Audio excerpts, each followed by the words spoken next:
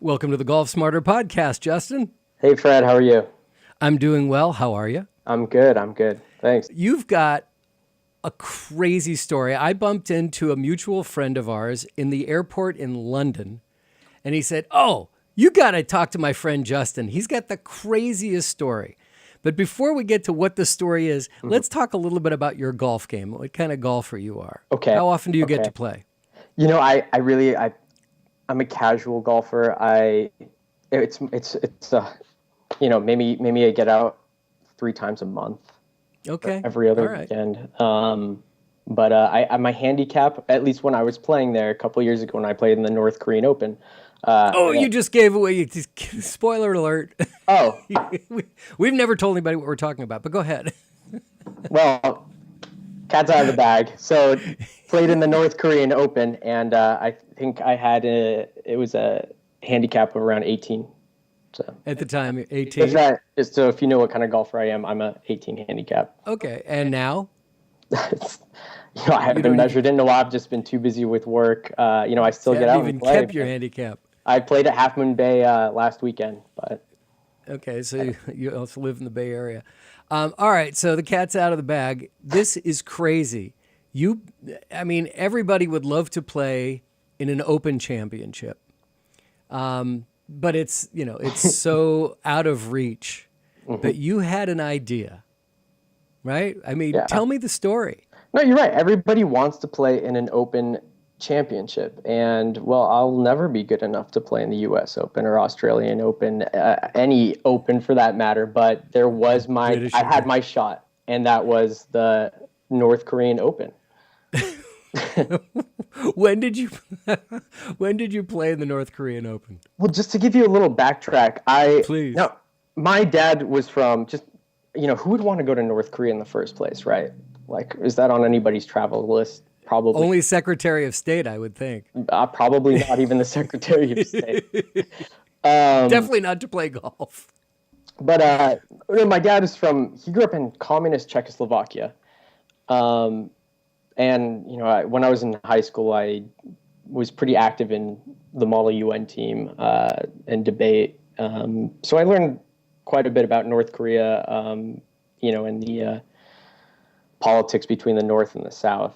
So that kind of sparked my interest. But then I came across an article in Golf Magazine about the North Korean Open, and I thought, you know what, this might be my chance to go there. And golf is a passion of mine, and why don't I just see what happens? Why don't I reach out to the travel company? It was called Lupine Travel. I reached out to them. I said, "Hey, are you guys taking any Americans?" I don't even know if Americans are even allowed in North Korea. And this was in 2014. Okay. So there was already, you had, I think there was one student who was jailed for bringing in a Bible. We've always had very rocky relations. It's been ongoing forever. So now, which of the crazy leaders was in charge at the time? Was it the dad or was it the crazy son? It was Kim Jong-un, the son. The son. Yeah. This is the one that recently had a family member murdered because he fell asleep he had him shot. Yeah. He fell asleep in a meeting. He did. Yeah. I think it was his uncle. I think it was a close relative. It wasn't a second cousin of his. Exactly. But what's interesting is that this golf course is actually famous because this is where there's only one golf course, by the way, in North Korea, and that's the Pyongyang Golf Center. And on the opening, which was in the mid-90s, Kim Jong-il, I believe he shot maybe like 2 over par or something. I think he had 5 holes in ones. Something. Well, I have it right here. Really? Yeah. It's you think that this guy who's gonna question him if he throws down another ball or he hits from 10 feet out and says he's on the tee box? Who's gonna stop him? Right? Exactly. He'll have you murdered for questioning his authority. So I have it right here. The course is a par 71. That was the one that I played on. And when it opened in 1994, he scored He scored a record 73. I'm sorry, I find it funny because I don't No, believe no. it. I don't believe it at all. Hold on, my apologies. No, 73 was the best in a tournament. It's a par Okay. 71, and it was he, and 73 was the best record. But apparently, he scored a 34 in 1994. Wait a minute. Sorry, Thirty-four on the that's how par. obscene it is. That's why I got my numbers wrong here. Yeah, so 34. Wait, on 9 holes or all 18? all 18, he He's had scored. a 34. Yeah, he had Okay, quite a so few it's hole less in than ones. 2 shots a hole. That's correct. So At 5 holes in one. yeah, and then he retired the next day because he didn't want to ruin the sport for anyone else, and that's the story that still stands. And So what's his handicap? I don't know. He just played the one. North Korea is Just his played the one handicap. time, so I don't think we have enough data to give him a true handicap, but he did play the best round of golf apparently. So Ever. It's in the books. All right, so you reached out to this agency and said, "Are there any Americans playing in the North Korean Open here in 2014?" And that's correct. keep going. And like they're saying, "What? Why do you care?" What did they ask? Well, it was a company in the UK that had been putting this on for a few years. So I know that they had a track record of successful tournaments, and I think this was the fifth annual Open that they've had. And I just simply asked him, "Are you accepting Americans?" And he said, "Yeah, let me." I don't know how he got these connections with the North Korean government, but I sent him all my information, copy of a passport. I thought it was silly, but we'll see what the North Korean government has to say. And a month later, they said, "You've been approved," and then they will issue you a tourist visa a few weeks prior to the visit. So on that, I was in and wired out a lot of money to a guy I never met in Europe, and they pretty much took care of everything in terms of all the travel. I mean, everything was basically covered in this package. And then How much did it cost you? Do you remember? yeah, I think it was about $2,000 for 4 days, including the tournament and everything. It's pretty reasonable, actually. I mean, this is a once in a lifetime opportunity, and then I paid for my. You don't realize when you say once in a lifetime and you're in North Korea in the same sentence, it could be the last in a lifetime. You do understand that. That's true. You do take some risk. Yeah, the girl I'm dating now, she would never let me. No. She actually asked me. She's like, "You wouldn't do anything like that again in the future." I said, "No, I don't think so." She's like, "Okay." And did you talk to your parents about this? Yeah, I actually sat my mother down when I found out that I was, approved, and I said to myself, I'm gonna do this, and we sat down, and I said, "Mom, I'm gonna go play in the North Korean Open," and she goes, "You couldn't have found a closer tournament to play?" Like a mom. Yeah. It's like any parent would say, like, really? My dad, on the other hand, he says, "No, this will be a really good experience. If you make it back, I love it if you make it back." But If you make it back. He again, didn't ask to caddy? He didn't want to caddy for you? yeah, no, that's another story in itself. Awesome. I'll bring that back up. So, But continue on with this one. yeah. So then, I really wanted to. This was maybe 8 months before actually participating and flying over to. And the only way to get there is by flying to Beijing, and then the only flights that go in and out of North Korea to Beijing and China. So I took care of all my travel going to Beijing, spend a couple of days there. But in terms of prep, I mean, you have to understand the rules, and you really have to respect, their culture. I mean, one misstep and you could find yourself doing hard labor for the next 10 years. At least. So a lot of it was just prep work and just, things not to do and what to do. And then in terms of preparing for the actual tournament, I really wanted to do well. And so there's no information that you can find on in terms of yardage, to see what the course looks like. There's no website that you can go to. And just only a handful of people have actually ever played there. And came out alive. Yeah, and actually came out alive. And so I actually I was lucky to find Wikimapia, and I found the golf course. Really?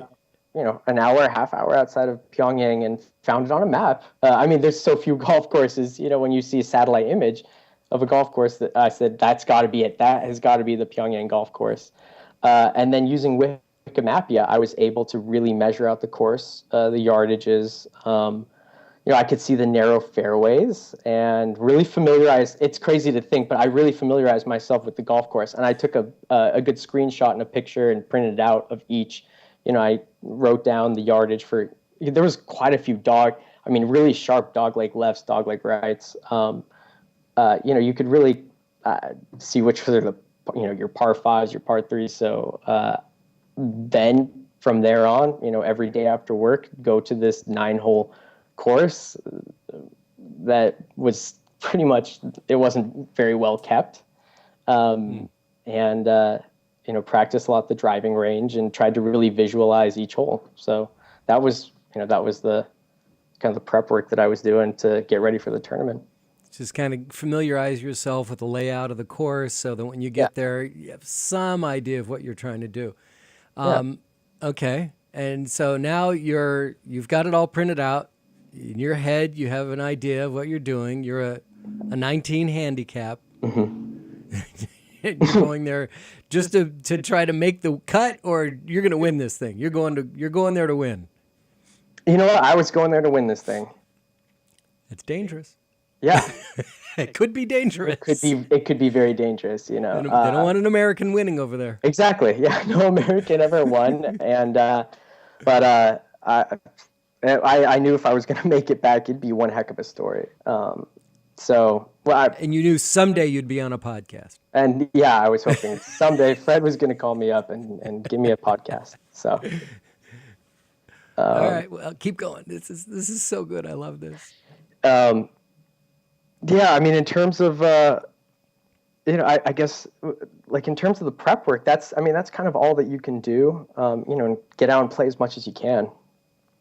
And had you done a lot of global traveling before this? I know that you said your dad was working overseas, but on your own, have you done a lot of traveling too? Were you comfortable with this idea? My parents were both. My dad's from Czechoslovakia, and I've spent a lot of time in the Czech Republic. I have family there, and both of my parents were They were professional ice skaters back in the day. So they did a lot of traveling when they were younger, and so it's sort of, I always kind of grew up with the travel bug. Right. And in terms of that list, this was, I guess, one I would knock off early on. I did some traveling beforehand, but this was, this is something completely different level. Okay, so your parents being professional ice skaters, that's a whole different podcast episode. That's another. Oh my gosh. Yeah. Okay, so now you fly to North Korea. No, you fly to Beijing. Yeah. Change planes. No. I spent a couple days in Beijing. Just did my. You did. Went to the Great Wall, Forbidden City. Cool. It was great, especially, and I've never really traveled alone like this, so this was nice. Mm-hmm. Mm-hmm. Okay. And then, and it's funny because right before I left, I was getting really nervous because, I was already extremely nervous. But I'd done my prep work. I really, I understood the rules of, if you take a picture of the statue, you don't crop it. If somebody hands you a newspaper, for example, and there's a picture of Kim Jong-un or Kim Jong-il, you can't crumple up the newspaper. And that actually ended up happening to me on the flight over. They handed me a newspaper, and I kid you not, a spy behind me on the plane, and then one to my right, watching my every moves, listening to me, leaning over the seat, and it was a very. When did you become aware that these guys were following you? Or did they introduce themselves at the very beginning? Well, just sorry to jump ahead, but just to take a step back. I messaged the tour director. I said, how many other Americans are going, by the way? He said, well, that's funny. You're the only one. So, okay. My parents say, how many Americans are going? Oh, there's a handful of us. So, Yeah. so then we meet up actually the day of the flight, because I was really curious of who are the other people that were going to be on this tournament? Were they golf professionals? Were they? I mean, I'm sure North Korea really attracts some crazies as well. So I was kind of nervous to see what who else was going to be playing in this tournament. And when I got in the van that was picking me up, there were about I think four of the other players that were there. Two of them were from Estonia, one from Japan, and it was we were talking on the flight over, and we were the only ones flying in. Everybody else was taking the train. There was a total. So this is you're flying from Beijing? Yes. Okay. And I really wanted to take the train in. I thought that'd be a great ride from China to Pyongyang, but then they said, "Oh no, we don't want any Americans to take the train in." So then I had to fly in, and luckily there were three other guys that decided to fly. So, but we were having just a simple conversation on the plane, and that's when I could see a couple other passengers, officials, really listening in to everything, paying close attention to every word that you're saying. Yeah, and it's really the first time where you've really had your freedom kind of taken away, and you need to watch your actions, what you say. So, I mean, there's a lot of different. It was more than just a golf experience. It was. I mean, it's unlike anything else. So, I can't imagine. Are you multilingual? No. So English, it's all you're speaking, Czech and you're is hoping terrible. for the best. That's correct. Oh man! All right, so now you. So wait. So when you got the newspaper and it had his picture on it, were you told in advance, don't crumble it, or did someone tap you on the shoulder saying, No, nobody's gonna tap you and say, They're just gonna. I mean, gonna arrest you? You go right to the labor camp. Most likely. This was just one of the rules. I mean, you really want to read all of the formalities, all the rules, and then that's just one of them. So just one. I knew how to kind of handle the situation if it was. So that was my first test, the way I think of it. So amazing. It's amazing. All right, so now you land. There's a couple of you on the plane. Mm-hmm. I mean, I really want the details. I love this story so much. I mean, it gets more and more bizarre as we go. And you get there, and I mean, that runway it's a Soviet era runway. I mean, I'm just hoping we don't pop a tire. And then, you walk out of the plane, you step down, and there's military officials all over, and it's like something out of a James Bond movie. Whoa. And I was you're just feeling so uneasy. Were you wearing a coat and tie when you landed? Were you dressed up? Or are you just like, yeah, I'm here? I was just my casual, shorts and t-shirt. It's very uneasy feeling. You can't turn on your phone. There's no data. You can't text anybody to say you're there. There's no internet, man. No internet. There's no internet. You're in a black hole, basically. So, you tell, the last email I sent was in Beijing, and hey, if you don't hear from me in 5 days, call the Swedish embassy, because that's the only tie to, the Americans don't even have an embassy there. So, oh my gosh. I contacted the Swedish embassy prior to going and said, I will be staying here on these dates. So my family and friends knew. Contact the Swedish embassy. So as soon as I walk in, they think I don't look like my picture in the passport. And by the way, the tourist visa is this small little blue. It looked like maybe a third grade project with my picture. It's just kind of copied and pasted right on this blue flimsy booklet. That's your tourist visa. And they looked at my passport and they thought it was taken when I was 13 or something. So they said, it's not you. And I was much younger. So we kind of looked back and said, all right, go ahead. And then everybody else was just somehow sort of through security and customs at this point. But then they really wanted to search through my bag. At this point, I was carrying all the pictures of, the satellite images of the, of the course itself, and I ditched all of this, back in Beijing. Just making sure I didn't have any sensitive material. My phone was wiped of any, music that could be deemed offensive. Took my precautions, but then I had a wireless charger, these small, just with a small UBS. And there was three of these officials kind of looking at it, kind of playing with it. They had no idea what it was, like some spy device that I had. I was so uncomfortable, like, oh my God, what am I doing? What am I getting myself into? And then they're like, what is this? What do you use this for? How do you explain to the North Korea, this is a wireless charger? So, they said, okay, whatever, you go through. Okay, so I got to believe at this point you're nervous, but was there a point where you were actually scared? No, I was never really scared, or I was just, it's just like another round of, you're nervous the whole time. I mean, there was never any feeling there was no time where I was, I'm really comfortable. I'm really, truly enjoying myself. There's always that big brother watching you.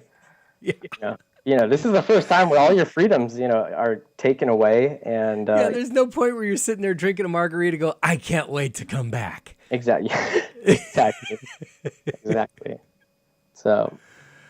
Okay. So you finally made it through customs and immigration and scrutiny.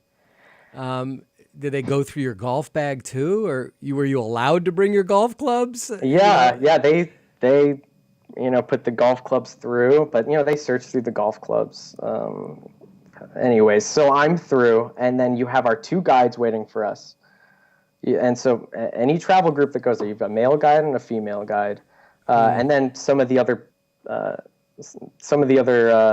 participants were there as well. And then later on, the guys that took the train, they ended up coming in as well later. And so I think in total in the tournament, there's 20 of us. So you had, I think it was four guys from Singapore.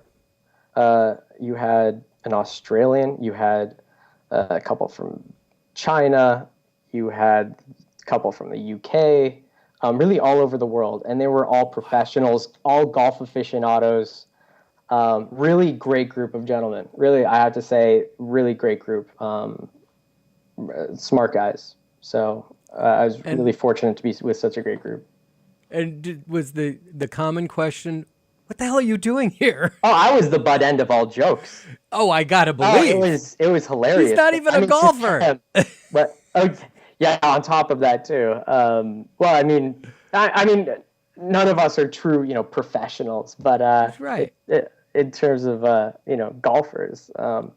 But in terms of being the butt of all jokes, we're on the bus, and one of them is just, hey, when are we going to drop Justin off at the labor camp? Is that where we're going next? Like, I was like, guys, come on. Leave me alone. Yeah, this is I'm taking this seriously. It's not funny. But and they take away, you get to the hotel and they take away your passport. This is probably the most uneasy feeling. They take away your passport. They take away your visa.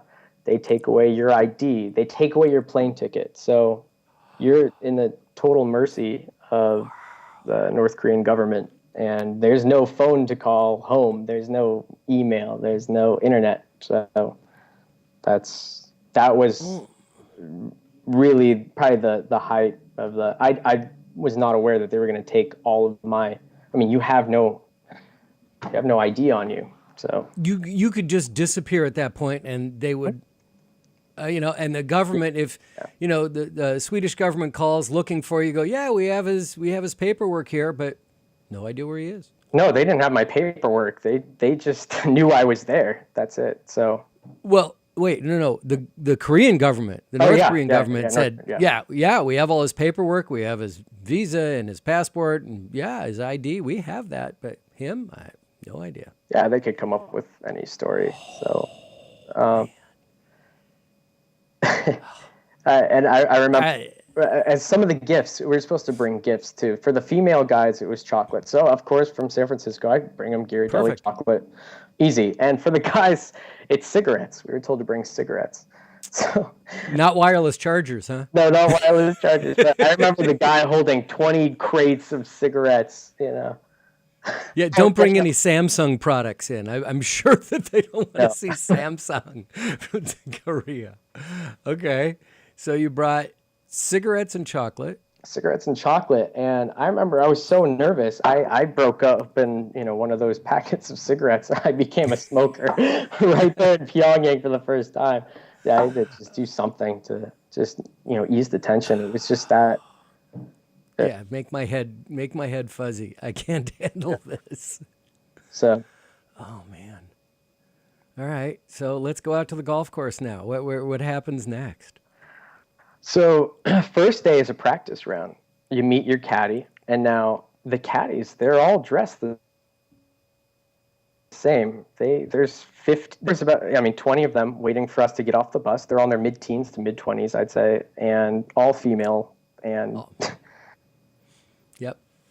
Thailand. I get off played the in bus. Thailand, and it was all female Is that right? caddies as well.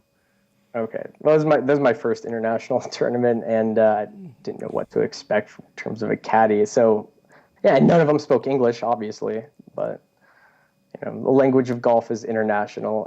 She actually That's good. was very helpful during the actual tournament, but you just sort of pair up with a caddy. You make eye contact with, and then she'll take care of the clubs and loading the carts. And it's funny, so the carts are brand new, and just getting out there was a trip. So the actual golf course was about, I'd say it was a good hour outside of Pyongyang. And so we're on a bus, and we're going down maybe a 7-lane highway, an old Soviet highway, for a good half hour. I mean, and it is bumpy. It is this here's potholes, the size of the bus. So I'm just, and the driver's trying to avoid all the potholes. I mean, that was just an adventure in itself. And you're passing a lot of really poor rural areas on the way out to the golf course. And so, we get there, we get paired up with our caddies. And the first thing you want to do is, you want to go putt around. You want to go up to the practice green. Well, they've got a practice green. There's no range, so nobody's warming up with their irons, drivers. I mean, you're stuck on that on the practice green. But the comical part of that practice green is there's only one hole in the middle of that practice green. So there's all 20 guys? There's 20 guys surrounding this hole, and one at a time we just take our shot, and then it was comical, to say the least. So I mean, there were definitely moments of humor in it. So thank goodness. Yeah. I mean, At least you can look back and laugh at it now. I mean, it's just nerve-wracking. Yeah. And then the course itself, it was designed by, I think it was a Japanese company, and it's in pretty bad shape. I mean, I think a lot of the, fairways, the rough, the putting on the green, everything's kind of overgrown. It's not very... Yeah, when you say bad shape, it wasn't like it was dried out. It was just that it wasn't manicured well. Yeah. Right? Yeah. Yeah. What time of year was this? This was late July, early August. Okay, so they're in their summer. Yeah, they're in their summer. I mean, it's Okay. really hot. Hot and humid, right? Very hot, very humid. Yeah. I mean, the green, it's like putting on a fairway here. I mean, your ball you can use a little bit of force there, but it doesn't go too far. So. Wow. Yeah. You can see why he scored a 34. Well, no, he never even, I don't think he ever putt. I think they were all, pretty much hole-in-ones, right? So. Yeah, exactly. So, I had a pretty good practice round, and it's a stroke play. So, first day was just one round of practice, and then the second day was the tournament. Okay. All right. And was it how many days was the tournament? It was one day. You get one. Oh, just one round of golf, and that's the North Korean Open. and that's the North Korean Open. Yeah. Live on Wide World of Sports. Yeah. And how'd you do? The tournament, I got fourth place. Wow. I Very cool. I scored, I think it was actually, here's my scorecard. If you want to take There a it look. is. There it is. Oh, yeah. I scored a 94. And the winner, what did the winner shoot? And you got fourth it was place, and all these other guys were professional golfers from around the world? It was low 80s. It was a gentleman from Japan, Kasahara. Funny guy. He was in his 70s. Amazing golfer. But You couldn't beat a guy in his 70s. of what's that? You couldn't beat a guy in his 70s. No. He was a good golfer. He was a great golfer. He was a character. More than anything, he was a character. Amazing guy. But in terms of the experience itself, so I felt pretty familiar. I did my homework, so I was pretty familiar with the dogleg lefts, dogleg rights. And they had their own rules too. If the ball goes, I mean, it's literally fairway, and then it's lined with trees. So if you go out into the, it's strict. You're either on the fairway or you're OB. You're out of bounds. Oh, wow. You're just allowed to divert. You're not allowed to walk off that course either. Wow. And are the fairways fairly wide? Very narrow, extremely narrow. Very narrow. A lot of lost balls. Really? Not me so much. So wait, are you playing USGA rules or RNA rules or North Korean rules? North Korean rules. So, ball goes out of bounds. It's like 20 yards where it goes out, and then you drop +1 in the middle of the fairway. So, there's some funny rules. And then there were these little these spies smoking cigarettes, I remember, in the bushes along each hole, just kind of keeping an eye on you. Wow. It's pretty wild. They're sort of hidden. They don't talk. They just kind of crouch down and they're watching you. So you're always, somebody's always watching you. And then something was weird about holes 5 and 6 on the golf course was military sensitive. I have no idea what that meant. It looked like any of the other holes, but you do not take pictures. And there were, if I remember, there were guys in the trees. I mean, they had a pair of eyes on you. I mean, golf is a stressful game, but this is like a whole other layer of. This is a whole different layer of stress. This is a layer of stress, yeah. And in the distance you see hangers. So I'm trying to think, like, why is this the military sensitive hole? Anyways, yeah. So you don't want to take any pictures while you're on these two holes, but any other hole you could take a picture. And were you able to take pictures and bring them back? Yeah, I took quite a few photos. Cool. I'd love for you to send me one or two so I can put them up on the site. I got some really great photos out of the bus, and they want to see what you're taking pictures of too. But I brought a bunch of different memory cards that didn't fit the actual camera. Only two of them, only 2 memory cards fit the camera, and I was just kind of snapping away. This is something that a lot of people don't get the opportunity to photograph. I'm kind of an avid. It's another kind of hobby of mine is photography, and so I was just kind of clicking away, looking elsewhere, and then I would put it back in my pocket in case they wanted to, see the memory stick or go through my photos because after that practice round. Going back to the hotel, they went into my locker because I did bring my iPad with me, which was a mistake now. And then I tried to get back into my safe in the hotel, and somebody had changed the password. So. And did they take any of your stuff? No. Or were you ever able to retrieve it out of that safe? I didn't know what to do, so I went to my guide on the 7th floor, and I said, I put my iPad and a few other things in there, and I can't open it. And she goes, why would you do that? Why would you put things in the safe?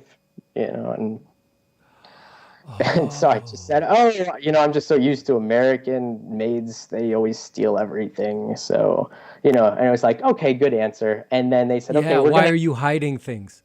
yeah. So, yeah, exactly. So then they say, well, we've got to call up this guy who's got the key to the locker for that lock, and he lives on the other side of town. So he's going to drive. It should take him half an hour to get here, or an hour, whatever it was. And I'm thinking, please open it. I don't want to leave my iPad and a few other things in there. Just bizarre things like that. So, and then that night before the actual tournament, I had food poisoning myself and actually one other gentleman from Estonia, and so no. I was ready to pull out that morning. I was feeling no energy, just feeling awful. No sleep that night.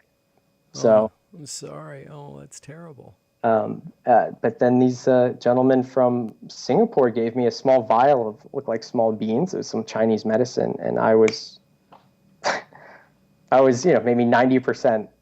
So Wow. yeah. Amazing. But then I was able to play, and I shot a I think it was 94. no, I was so the actual day of the tournament, I shot a 44 on the front nine.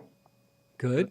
And that was, and everybody's looking at me saying, you could win this. You could seriously win this. And it started to get in my head a little bit. Sure.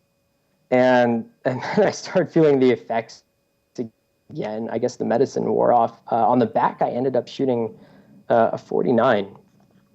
And believe it or not, on the 18th, I birdied hole 11. I had a pretty good score. I mean, relative to the other guys. And I mean, given that the course is in really bad shape, I mean, this is not an easy course. I mean, imagine you're hitting in the rough, all day long. And the same goes for the greens as well. So all these challenges that, you're not used to as a golfer. And I shooting on the 18th hole, I thought, oh my gosh, what happens if I come in first?